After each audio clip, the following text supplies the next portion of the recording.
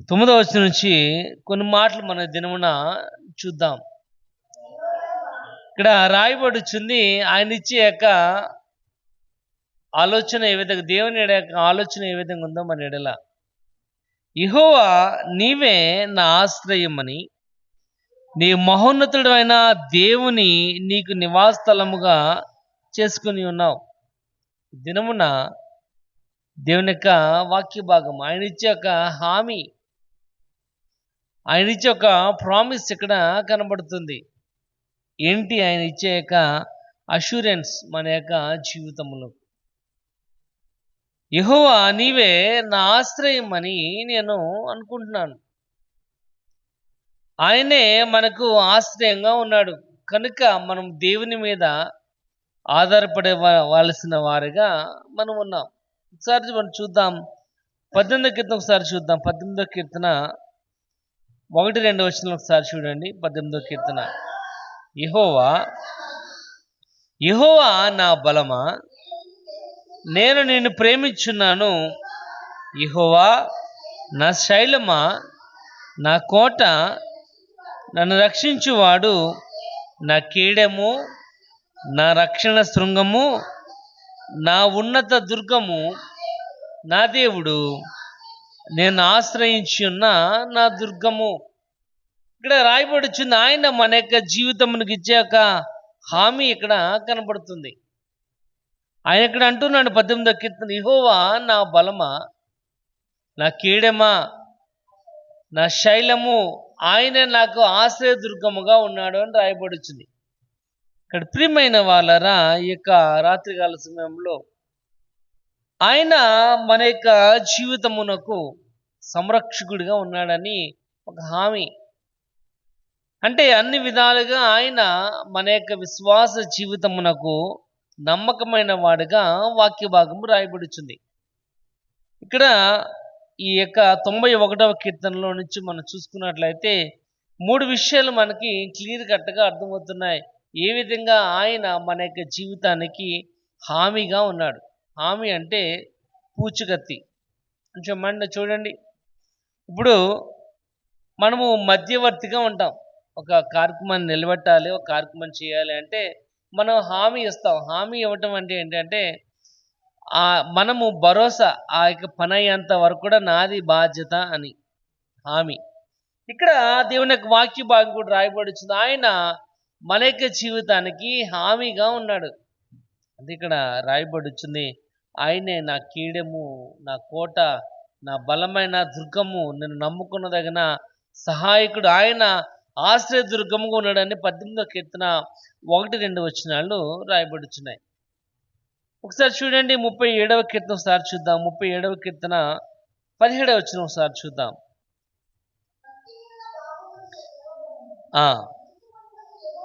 నీతిమంతులకు యెహోవాయే, ఇక్కడ రాయబడుచుంది, నీతిమంతులకు యెహోవాయే సంరక్షకుడు.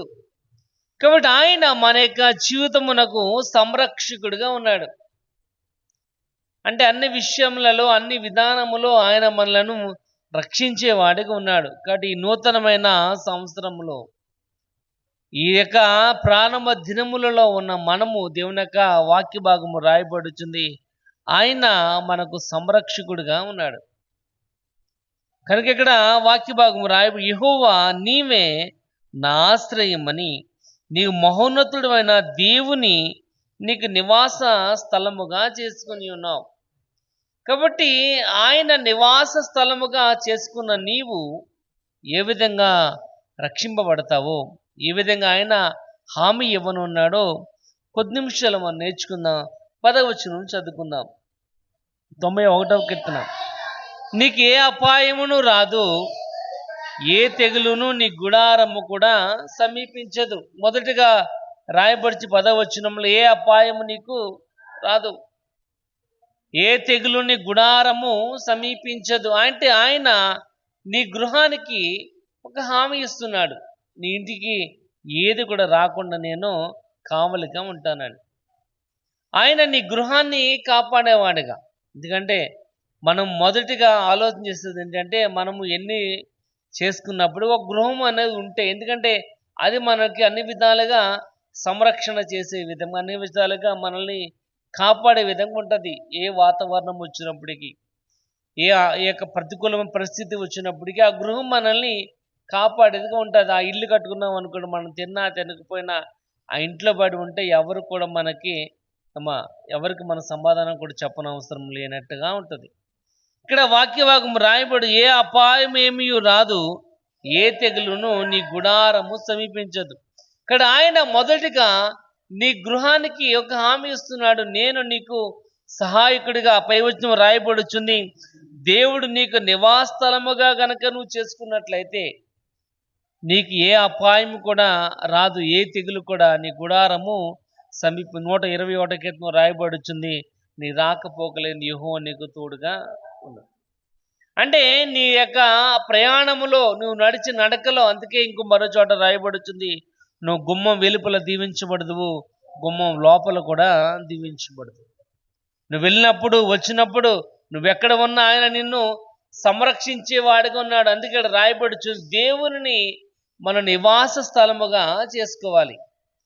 ఆయనను నివాస స్థలముగా చేసుకున్నట్లయితే ఆయన నీ గృహాన్ని కాపాడేవాడిగా, ఏ అపాయము నీకు రాకుండా, ఏ తెగులు నీ గుడారము సమీపించకుండా ఆయన కాపాడేవాడిగా ఉన్నాడు. యోబు యొక్క జీవితం మనకు బాగా తెలుసు. 1వ అధ్యాయం మనం చదివినట్లయితే దేవుని యొక్క ఆజ్ఞ ఇచ్చేవారు కూడా అపవాది లోపలికి వెళ్ళలేకపోయింది, యోబు మీద చెయ్యి వేయలేకపోయింది. ఇక్కడ ప్రియమైన వాళ్ళరా, దేవుని యొక్క వాక్య భాగం రాయబడుతుంది, God has a secret plan for you. ఆయన నీకోసం ఒక రహస్యమైన ఒక ఆలోచన కలిగిన వాడుగా ఉన్నాడు. ఏంటంటే నువ్వు ఆయనను నివాస యోగ్యముగా చేసుకోవాలి, నువ్వు ఆయనకు నివాస యోగ్యంగా ఉండాలి. ఇక్కడ రాయబడుచున్న మాట అదే, దేవుడు నీకు నివాస స్థలముగా చేసుకొని ఉన్నావు కనుక ఏ అపాయమును, ఏ యొక్క తెగులను కూడా నీ గుడారము కూడా సమీపించదు అని రాయబడుచుంది. చూడండి, ఇంకో మాట చూద్దాం. 27వ కీర్తన 5వ వచనం ఒకసారి చూద్దాం. కీర్తనలు 27వ కీర్తన 5వ వచనం. ఆపత్కాలములో ఆయన తన పర్ణశాలలో నిన్ను దాచును. ఎక్కడంట? ఆపత్కాలములో ఆయన తన పర్ణశాలలో నిన్ను కాచును. అంటే ఆయన ఉండే నివాస స్థలములో నిన్ను ఆపత్కాలములో దాచేవాడిగా ఉన్నాడు. ఆపత్కాలంలో తన పర్ణశాలలో నిన్ను దాచును అని. అంటే నీ ఇబ్బందికరమైన పరిస్థితిలో, నీ కష్టతరమైన పరిస్థితిలో ఆయనే నీకు ఆశ్రయముగా ఉన్నాడని మనం చదువుకుంటున్న 18వ కీర్తన 1-2 వచనాల్లో. ఆయనే నా బలము, నా శైలము, నా దుర్గము, నా కోట, నేను నమ్ముకున్నదగిన నా ఆశ్రయ దుర్గముగా ఉన్నాడు ఆయన. అంటే ఇక్కడ రాయబడుచుంది ఆయన యొక్క రహస్యం అనే యొక్క ఆలోచన నీ గురించి ఏంటంటే, ఆపత్కాలములో ఆయన తన పర్ణశాలలో నిన్ను దాచేవాడుగా ఉన్నాడు.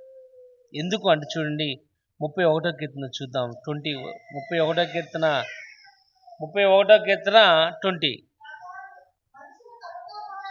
మనుషుల కపటోపాయములు వారిని అంటకుండా నీ సన్నిధి చాటున, ఏంటంటే అక్కడ చూడండి రాయబడితే, మనుషుల కపటోపాయములు వారిని అంటకుండా నీ సన్నిధి చాటున వారిని, ఏంటంట మనుషుల యొక్క కపటాలోచనలు రాయబడుతుంది. అంటే మానవుడు ఒకసారి ఆలోచన చేసినట్లయితే వాడు చేస్తున్న ఆలోచనలు నీ ఎడల అతి క్రూరముగా, భయంకరంగా ఉంటాయి. ఎందుకంటే ఎప్పుడైతే మన ప్రభులో బలంగా సాగుతున్నామో అపవాది మనల్ని వెనక్కి లాగేవాడుగానే కనబడుతూ ఉంటాడు. ఎప్పుడైతే మన ప్రభులో బలంగా ఉన్నామో ఏదో ఒక ఇబ్బంది మనల్ని వెనక్కి లాగుతూనే ఉన్నట్లుగా కనబడుతూ ఉంటుంది. కానీ దేవుని యొక్క వాక్య భాగము రాయబడుచుంది, ఎన్ని ఇబ్బందులు, ఎన్ని కష్టాలు వచ్చినా ఇంకా బలముగా మనం ప్రభులో కొనసాగే వారికి ఉండాలి. అందుకే రాయబడుచుంది, ఆపత్కాలములో ఆయన తన పర్ణశాలలో నిన్ను దాచును. కానీ ఇక్కడ ఇంకో మాట రాయబడుచుంది, మనుషుల కపటోపాయములు అంటకుండా ఆయన తన సన్నిధి చాటున నిన్ను దాచేవాడుగున్నాడు. మనుషుల కపటోపాయములు. అందుకే ప్రతి ఇంటికాడ ఒక బోర్డు కనబడుతుంది, నరగోళ నీకు నమస్కారం అని. ఎందుకంటే నరుని యొక్క గోల చాలా భయంకరమైనది. ఇక్కడ దేవుని యొక్క వాక్య భాగం రాయబడుచుంది. యెహోవాను గనుక నువ్వు ఆశ్రయ దుర్గముగా కలిగి ఉన్నట్లయితే, ఆయనను నీవు సన్నిధిగా, చూడండి మన 9వ వచనం రాయబడుచుంది, దేవుని నీకు నివాస స్థలముగా కనుక చేసుకున్నట్లయితే, మనుషులు ఎన్నో కపటోపాయములు చేసినప్పటికీ, మనుషులు ఎన్నో ఆలోచనలు కలిగినప్పటికీ అవి నీకు అంటకుండా ఆయన తన సన్నిధి చాటును నిన్ను దాచేవాడుగా ఉన్నాడు. ప్రియమైన వాళ్ళరా, అది ఆయన యొక్క రహస్యమైన యొక్క ఆలోచన నీకోసం. ఎవరైతే, ఎందుకంటే మనం చదువుకున్నాం కదా 37వ కీర్తనలో, నీతిమంతునకు ఆయన సంరక్షకుడు అని. మన నీతిమంతులు ఎప్పుడైతే దేవుని యొక్క సన్నిధిలో ఆయన ఆరాధిస్తూ కొనసాగుతున్న మనకు ఆయన సంరక్షకుడిగా ఉన్నాడు కనుక, ఒకటి, మన గృహము చుట్టూ ఆయన తన కంచిని వేసి ఏ అపాయమును, ఏ యొక్క నష్టమును, ఏ రోగమును, ఏ తెగులును నీ గుడారము సమీపించకుండా ఆయన నిన్ను కావలి కాసేవాడుగా ఉన్నాడు. నువ్వేం చేయాలంటే ఆయనను నీకు నివాస స్థలముగా చేసుకోవాలి. ఆయన సన్నిధి, ఆయనతో పాటు ఉండడానికి నువ్వు ఆలోచన కలిగిన వారికి ఉన్నట్లయితే దేవుడు నీ కుటుంబాన్ని, నీ గృహాన్ని కాపాడేవాడుగా ఉన్నట్లుగా దేవుని యొక్క వాక్య భాగము రాయబడుచు. రెండో మాట మనం చదువుకుందాం. అదే 91వ కీర్తన 11వ వచనం చదువుకుందాం. నీ మార్గములన్నిటిలో నిన్ను కాపాడుటకు ఆయన నిన్ను గూర్చి తన దూతలకు ఆజ్ఞాపించును. ఇక్కడ రాయబడుచుంది, నీ మార్గములలో నిన్ను కాపాడుటకు అని. మార్గం అంటే మనం చేసే యొక్క పని. మార్గం అంటే మన జీవనోపాధి నిమిత్తము మనం వెళ్ళే ప్రతి ఒక్క ప్రయాణము, జీవనోపాధి నిమిత్తము చేయుచున్న ప్రతి ఒక్క కష్టతరమైన పని. ఎందుకంటే మనం అనుకుంటూ ఉంటాం, ఏమని, ఏ శోధన రాకుండా దేవుడు మనల్ని కాపాడాలి అని. పొద్దున్న మొన్న 2 రోజుల క్రితము కోయిలగూడెంలో ఒక ఆవిడ చనిపోయారు. ఎలా చనిపోయిందంటే పాము కరిచి చనిపోయింది. ఎందుకంటే పడపాము నెత్తి మీద కాటేసింది. వెంటనే మళ్ళీ 24 అవర్స్ అవ్వగానే చనిపోయింది. ఎందుకంటే మనకు తెలీదు ఏ క్షణమున ఏ విధముగా మన జీవనం అనేది ఉంటుందో, ఏ క్షణమున మనం ఎలా ఉంటామో కూడా తెలీదు. కానీ ఇక్కడ వాక్య భాగము రాయబడుచుంది, దేవుణ్ణి కనుక నీకు నివాస స్థలముగా చేసుకున్నట్లయితే ఆయన అంటున్నాడు, నీ మార్గములన్నింటిలో ఆయన నిన్ను కాపాడును. నీ మార్గమన్నింటిలో, నీ ప్రయాణములో, నువ్వు నడిచి నడకలో, నువ్వు ఎక్కడికి వెళుతున్నప్పటికీ ఆయన నిన్ను కాపాడేవాడుగా ఉన్నాడు. ఇప్పుడున్న పరిస్థితిలో మనం బయటికి వెళ్ళగలుగుతున్నాం, కానీ ఇంటికి మనం రావాలి అంటే మనము గ్యారంటీ అనేది ఇవ్వలేకపోతున్నాం. మనం బయటికి వెళ్ళగలుగుతున్నాం, కానీ ఇంటికి క్షేమంగా మనం రాగలుగుతున్నామంటే మనం చెప్పలేం. ఎందుకంటే మనం బాగా వచ్చిన, మన ముందు వచ్చిన వాడు, మన వెనకాల వచ్చేవాడు సరిగ్గా రాకపోయినట్లయితే ఎన్నో ఇబ్బందులు, శోధనలు మనకు తగులుతూ ఉంటాయి.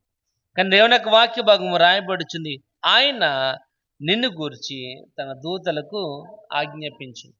అంటే తన దూతలకు ఆజ్ఞాపించడం గల కారణం ఏంటంటే, నీ ముందు ఒక దూత, నీ వెనకాల ఒక దూత, నీ పక్కన, నీ కుడి పక్కన, నీ ఎడమ పక్కన దూతలు నీకు కావలిగా ఉంటాయి. అంటే ఏ అపాయం నీకు రాకుండా, ఏ కష్టము నీకు రాకుండా. చూడండి 34వ కీర్తన 7వ వచనం చూద్దాం. 34వ కీర్తన 7వ వచనం.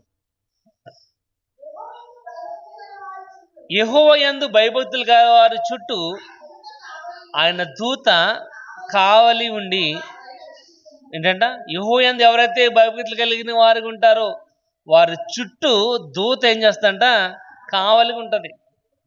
అంటే ఆయన చుట్టూ, వారి చుట్టూ కూడా దూత ఏం చేస్తుంది, సరౌండ్ చేస్తూ ఉంటుంది, తిరుగుతూ ఉంటుంది. ఎప్పుడు కూడా వారికి ఏ ప్రమాదం రాకుండా, ఏ ఇబ్బంది రాకుండా, ఏ కష్టం రాకుండా.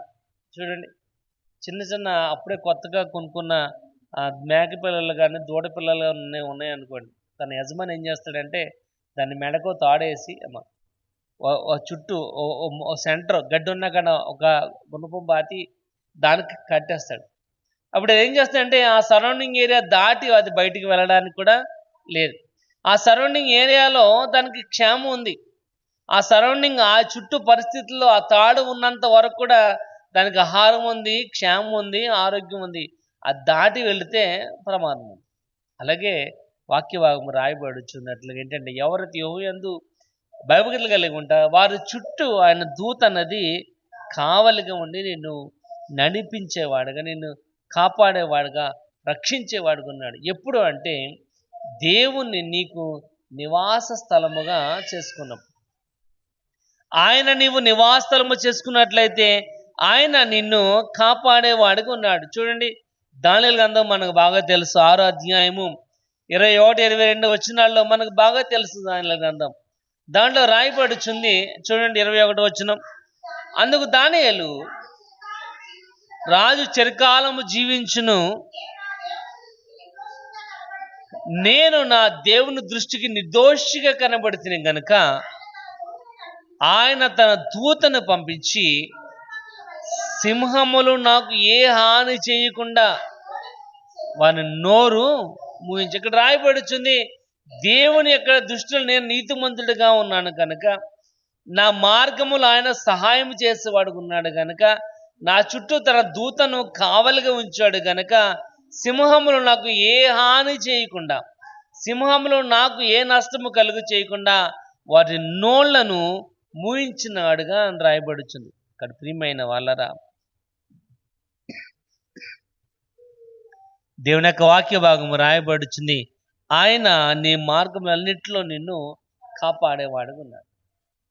ఇప్పుడంటే నువ్వు దేవుణ్ణి నువ్వు నివాస స్థలముగా చేసుకున్నట్లయితే, ఆయన నివాస యోగ్యముగా ఎప్పుడైతే నువ్వు చేసుకుంటున్నావో, ఆయన నీ మార్గములో, నీ ప్రయాణములో, నువ్వు చేసే పనిలో ఆయన నీకు తోడుగా ఉండి నడిపించేవాడిగా కనబడుతుంటాడు. మనం ఆ యొక్క రీల్స్ చూసినప్పుడు కనబడుతూ ఉంటుంది, అన్ఎక్స్పెక్టెడ్గా జరిగిన కొన్ని యొక్క యాక్సిడెంట్ల ద్వారా ఏ విధంగా వారు కాపాడబడ్డారు.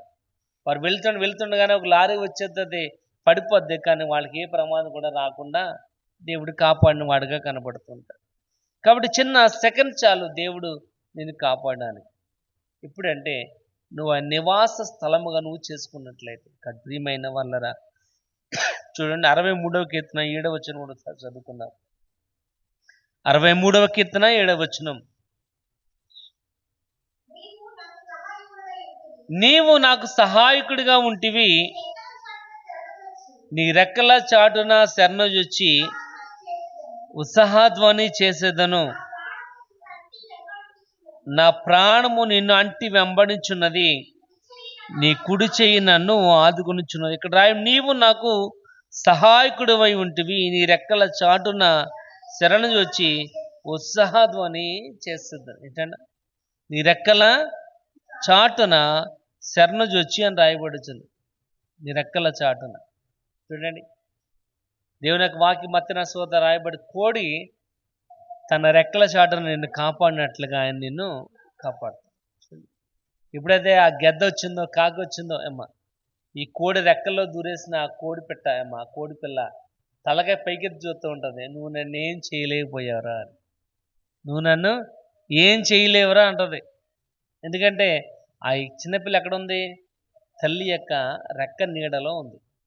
దేవుని యొక్క వాక్య భాగం కూడా అదే రాయబడుతుంది, నీ యొక్క రెక్కల చాటున శరణుజొచ్చి ఉత్సాహధ్వని చేసేదను అని. ఎప్పుడైతే దేవుని యొక్క రెక్క నీడలో మనం ఉంటామో, ఆయన యొక్క నీడలు ఎప్పుడైతే మనం ఉంటామో, మన యొక్క జీవితంలో ఉత్సాహధ్వని అనేది చేసేవారిగా కనబడుతూ ఉంటాం. ప్రియమైన వాళ్ళారా, చూడండి, ఇంకో మాట చూద్దాం. అదే 61వ కీర్తన 4వ వచనంలో చదువుకున్నాం సార్. 4వ వచనం. నీ రెక్కల చాటున దాక్కొందును. ఇక్కడ రాయబు, నీ రెక్కల చాటున నేను దాక్కొందును, నా దాగుచోటు నీవే అంటున్నాడు ఆయన. ప్రియమైన వాళ్ళరా, ఒకటి యెహోవా ఆయన మనకు సంరక్షకుడిగా ఉన్నాడు కనుక, ఆయన నిన్ను సంరక్షించేవాడుగా ఉన్నాడు కనుక, ఒకటి నీ గృహం అంతటి కూడా ఏ తెగులు కూడా నీ గుడారము సమీపించకుండా, ఏ అపాయం నీ గుడారంలో రాకుండా ఆయన నిన్ను కావలి కాసేవాడుగా ఉన్నాడు. రెండవది, నీ పనంతట్లో నువ్వు చేసే యొక్క ప్రతి ఒక్క పనిలో, నీ జీవనోపాధి నిమిత్తము నువ్వు చేసే యొక్క ప్రతి ఒక్క పనిలో ఆయన నిన్ను తన దూత ఆజ్ఞాపించి నిన్ను కాపాడేవాడుగా కనబడుతున్నాడు. ఎప్పుడు అంటే నువ్వు దేవుణ్ణి నీవు నివాస స్థలముగా చేసుకున్నట్లేదు. అందుకే దేవుని యొక్క వాక్య భాగం రాయబడుచుంది, నా మందిర ఆవరణములు నివసించిన వాడు అని రాయబడుచుంది. ఆయన మందిర ద్వారమునొద్ద అనుదినము మనం కనిపెట్టుకునే వారుగా ఉన్నవాడు ధన్యుడు అని రాయబడుతుంది. ఇక్కడ ప్రియమైన వాళ్ళరా, ఒకటి నీ గృహాన్ని కాపాడేవాడుగా, రెండవది నువ్వు చేసే పనిలో నీకు తోడుగా ఉన్నట్లుగా దేవుని యొక్క వాక్య భాగము రాయబడి, అది ఆయన మన యొక్క జీవితంలో ఇచ్చే అష్యూరెన్స్, హామీ. అది ఆయన మన యొక్క జీవితానికి ఇచ్చే యొక్క ప్రామిస్. ప్రియమైన వాళ్ళరా, ఆయనను మన నివాస యోగ్యంగా చేసుకున్నట్లయితే ఆయన మనల్ని కాపాడేవాడిగా ఉన్నాడు. మూడవది చూద్దాం, అదే 91వ కీర్తన 12వ వచనం చూద్దాం. నీ పాదములకు రాయి తగులకుండా వారు నిన్ను తమ చేతులతో ఎత్తి పట్టుకుందరు. ఇక్కడ రాయబడుచుంది, వారు నీ పాదము రాయి తగులకుండా వారు నిన్ను తమ చేతులతో ఎత్తి పట్టుకుందురు అని రాయబడుచుంది. ఇక్కడ రాయబడుచుంది నీ యొక్క విశ్వాస జీవితంలో కూడా, అంటే నీ విశ్వాసము అభివృద్ధి పరచబడాలని ఆయనకున్న యొక్క ఆలోచన. అంటే మనం ఎక్కడ వేసిన వారికి అక్కడ ఉండిపోకుండా దినదినము ఏం చేయాలంటే మన విశ్వాసంలో అభివృద్ధి అనేది కలగాలి, మన విశ్వాసం అనేది అభివృద్ధి అవ్వాలి. అందుకే రాయబడుచుంది, నీ పాదములకు రాయి తగులకుండా వారు నిన్ను తమ చేతులతో ఎత్తి పట్టుకుందురు అని. అంటే చిన్నపిల్లలు ఉన్నారనుకోండి, వాడు పరిగెత్తుకుని రాగానే మనము వాడు ఏ పరిస్థితిలో ఉన్నప్పటికీ, వాడి కాళ్ళు బాగోలేకపోయినా, వాడి చిగుడు ముక్కుతో ఉన్నప్పటికీ, వాడు ఎలా ఉన్నా పిల్లలు రాగానే గవగా ఎత్తుకుంటాం, ముద్దులు ఆడేస్తూ ఉంటాం. ఎందుకంటే అమ్మ వాళ్ళు మన యొక్క పిల్లలు. వాడు ఎంత చిగుడు కారిపోయినా అమ్మ మనం తుడిచేస్తే మన చీరకే మనం రాసేసుకుంటాం. ఎందుకంటే వాడు చిన్నపిల్లవాడు కనుక వాడి పాదములకు ఏ యొక్క ఇబ్బంది అనేది తగలకుండా ఉండాలి. కానీ ఇక్కడ దేవుని యొక్క వాక్య భాగం రాయబడుచుంది, ఆయన కూడా నీకు తండ్రిగా ఉన్నాడు కనుక, ఆయన నిన్ను సంరక్షించేవాడుగా ఉన్నాడు కనుక, ఆయన ఉద్దేశము నిన్ను కాపాడాలని తప్ప మరొక ఉద్దేశం ఆయనకు లేదు కనుక ఇక్కడ రాయబడుచుంది, నీ పాదములకు రాయి తగలకుండా ఆయన తన దూతలు ఆజ్ఞాపించును, వారు నిన్ను ఎత్తి పట్టుకుందురు అని రాయబడుచుంది. చూడండి 121వ కీర్తన 7వ వచనం చదువుకుందాం. 121, ఏ అపాయమును రాకుండా యెహోవా నిన్ను కాపాడును, ఆయన నీ ప్రాణమును, ఇక్కడ రాయబడుచు ఆయన నీ ప్రాణమును కాపాడును. అంటే నీ విశ్వాస జీవితములో దినదినము అభివృద్ధి పరచబడాలని ఆయన యొక్క ఆలోచన. అంటే మనం మొదట ఉన్న వారిగా కాకుండా, మొదట ఎప్పుడైతే మన ప్రభువులో కొనసాగుతున్నామో ఆ రోజు మనము చాలా మంచి విశ్వాసం కలిగిన వారిగా ఉంటాం. రోజులు గడిచే కొలది సంవత్సరాలు గడిచే కొలది మనం ఏమైపోతామంటే సీనియర్లు అయిపోతాం. కాబట్టి మన విశ్వాసంలో తగ్గిపోతాం. ప్రారంభంలో ఉన్నాక ఇంట్రెస్ట్ ఎండింగ్లో అనేది మనం చూపించాం. ప్రారంభంలో ఉన్న యొక్క ఆతృత ఎండింగ్లో అనేది మనకు కనబడదు. ఎందుకంటే మన సీనియర్ మోస్ట్ అయిపోతాం కనుక, ఎప్పుడైతే మన సీనియర్ మోస్ట్ అయిపోయామో మన విశ్వాసం ఏమవుతుందంటే పతనం అయిపోతూ ఉంటుంది. కానీ దేవుని యొక్క వాక్య భాగము రాయబడుతుంది, మన యొక్క స్పిరిచువల్ గ్రోత్, ఆధ్యాత్మిక పెరుగుదల అనేది అనుదినము కూడా పెరిగేలాగా ఆయన నీ పాదములకు రాయి తగలకుండా వారికి ఆజ్ఞాపించేవాడుగున్నాడు. చూడండి సామెతలు చూద్దాం, 1వ అధ్యాయం 33వ వచనం చూద్దాం. సామెతలు 1:33, నా ఉపదేశమును అంగీకరించేవాడు సురక్షితముగా ఉండును. ఏంటంట? నా ఉపదేశమును అంగీకరించేవాడు, నా మాటలను వినేవాడు, నా మాటలను గైకున్నవాడు. ఎందుకంటే చూడండి 92వ కీర్తనలో 5వ వచనం రాయబడుచుంది, యెహోవా నీ కార్యములు ఎంతో దొడ్డవి, నీ ఆలోచనలు అతి గంభీరములు అని. దేవుని యొక్క ఆలోచనలు అతి గంభీరమైనవి. నీ మీద ఆయనకున్న యొక్క ఆలోచన, నీ మీద ఆయనకున్న ఉద్దేశము సామాన్యమైనదైతే కాదు. నీ మీద ఆయనకున్న యొక్క ఆలోచన అతి గంభీరమైనది, దొడ్డవి. కానీ ఇక్కడ రాయబడుచుంది, నా ఉపదేశమును అంగీకరించేవాడు సురక్షితముగా ఉండును అని. నా ఉపదేశాన్ని అంగీకరించేవాడు సురక్షితం. ప్రియమైన వాళ్ళరా, మన యొక్క విశ్వాస జీవితం కూడా దినదినము నూతన పరచబడాలి. అభివృద్ధి పరచబడినట్లుగా ఉన్నట్లయితే దేవుని యొక్క వాక్య భాగం చూడండి ఒకసారి. మీకా గ్రంథం ఒకసారి చూద్దాం. మీకా గ్రంథము 2వ అధ్యాయం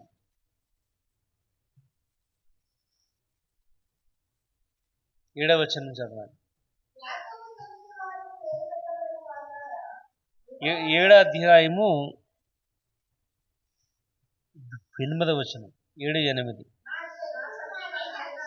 నా శత్రువా, అక్కడ కామ ఉందమ్మా, నా శత్రువా నా మీద అతిశయపడవద్దు, నేను క్రింది పడినను తిరిగి లేతును, నేను అంధకారం ముందు కూర్చున్నాను, యెహోవా నాకు వెలుగుగా.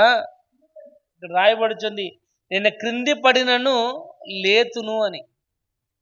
అంటే మన విశ్వాస జీవితంలో కొన్నిసార్లు మనం పడిపోతూ ఉంటాం. మనకు వచ్చిన యొక్క ఇబ్బందుల వల్ల, కష్టాల వల్ల, మనకున్న పరిస్థితుల వల్ల పడిపోతాం మనం. కానీ మనం పడిపోయినా తిరిగి బౌన్స్ అయ్యి లేచేవారుగా ఉండాలి. మన పడిపోయిన వారుగా అలాగే ఉండిపోకూడదు. చిన్నపిల్లలు చూడండి, పడిపోయారు అనుకోండి, మా అమ్మ వచ్చి లేపుతుందో మా నాన్న వచ్చి లేపుతాడో అన్నట్లుగానే వాళ్ళు పడిపోయి అలాగే ఉండిపోతారు. కానీ కొంతమంది ఉంటారు, పడిపోయి టక్కనే ఎవరైనా చూసారని లేచిపోయేమ్మా పక్కకి వెళ్ళి దులుపుకుని ఏడ్చేస్తారు. కానీ ఇక్కడ రాయబడుచుంది మన క్రింది పడినను తిరిగి లేచేవారికి ఉండాలి. అందుకే నీ విశ్వాస జీవితంలో నువ్వు అభివృద్ధి పరచబడాలని, నీ విశ్వాస జీవితం నమ్మకమైన వారు ఉండాలి. ఇక్కడ రాయబడుచుంది వారు నిన్ను తమ చేతుల మీద ఎత్తి పట్టుకొందురు అని. కింది మాట రాయబడుచుంది, సింహములను నాగుపాములను అణగద్రొక్కెదవు, కొదమసింహములను భుజంగములను అణగద్రొక్కెదవు. అతడు నన్ను ప్రేమించున్నాడు కనుక నేను అతన్ని తప్పించేదాన్ని. ప్రియమైన వాళ్ళ దేవుడు మనకు నివాస యోగ్యంగా ఉన్నట్లయితే, దేవుని మనం నివాస స్థలముగా చేసుకున్నట్లయితే భుజంగములను కొదమ సింహములను నాగుపాములను అణగద్రొక్కెదవు అని రాయబడుతుంది. అవి మన పక్కంటే వెళ్ళిపోతాయి కొన్నిసార్లు. ప్రియమైన వాళ్ళరా, దేవుని యొక్క వాక్య భాగము రాయబడుచున్నది మన విశ్వాస జీవితంలో మనం అభివృద్ధి పరచబడిన వారు ఉండాలి. చిన్న మాట మనం చూద్దాం. 145వ కీర్తన ఒకసారి చూద్దాం. 145వ కీర్తన 4వ వచనం. ఒక ఎదుట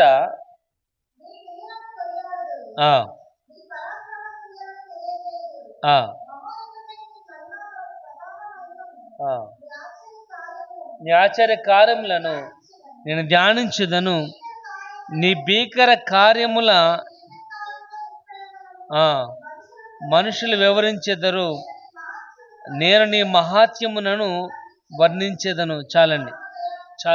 ఆ యొక్క మాటలో కింద మాటలో రాయబడుచుంది, మనము ఆయన మహిమ ప్రభావమును మనం వివరించేవారుగా, ప్రచురించేవారుగా ఉండాలని దేవుని యొక్క వాక్యభాగం ఇక్కడ రాయబడుచుంది. ఇక్కడ ప్రియమైన వాళ్ళరా, దేవుని మన నివాసయోగ్యంగా చేసుకున్నట్లయితే, ఒకటి మన యొక్క గృహములో ఆయన చుట్టూ కావలిగా ఉండి ఏ అపాయము నీ గుడారము రాకుండా, ఏ యొక్క కష్టము ఏ తెగులుని గుడారము రాకుండా ఆయన నిన్ను కాపాడేవాడుగా ఉన్నాడు. రెండవది రాయబడుచుంది, నువ్వు చేసే పనిలో, నువ్వు నడిచిన నడకలు, నువ్వు చేసే యొక్క జీవనోపాధి నిమిత్తం నీ యొక్క ప్రతి కష్టంలో కూడా ఆయన నీకు తోడుగా ఉండి నడిపించేవాడుగా. మూడోది, నీ విశ్వాస జీవితంలో కూడా దేవునికి నమ్మకమైన వాడుగా, నువ్వు పడిపోయినను లేచేవాడిగా ఉండాలని ఆయన ఉద్దేశం. కాబట్టి ఈ యొక్క విశ్వాస జీవిత ప్రయాణములో మనం అనేక సార్లు పడిపోతూ ఉంటాం. అందుకే పౌలు అంటున్నాడు, నా విశ్వాసం నేను కాపాడుకున్నాను, నా పరుగు నేను కడముట్టించింది. ప్రియమైన వాళ్ళరా, మన పరుగును కూడా, మన విశ్వాసమును కూడా మనం కాపాడుకునే వారు ఉండాలి. ఎందుకంటే దేవుణ్ణే మనం నివాసయోగ్యంగా చేసుకున్నట్లయితే ఆయన మన కీడము, మన బలము, మన శక్తి, మన దాకున, మన ఆశ్రయ దుర్గము నీవే అని దేవుని యొక్క వాక్య భాగము రాయబడుచుంది. అటువంటి వారిని యొక్క రాత్రికాల సమయంలో మనము నివాసయోగ్యంగా చేసుకున్నట్లు ఆయన తప్పకుండా నేను నీ కుటుంబాన్ని, నీ యొక్క గృహమును ఆయన కాపాడేవాడుకున్నాడు. అటు కృపను దేవుడు మనకు అనుగ్రహించలాగిన ప్రార్థన చేద్దాం. దేవుడి కొద్ది మాటలు మనం వినుకులు దీవించును గాక.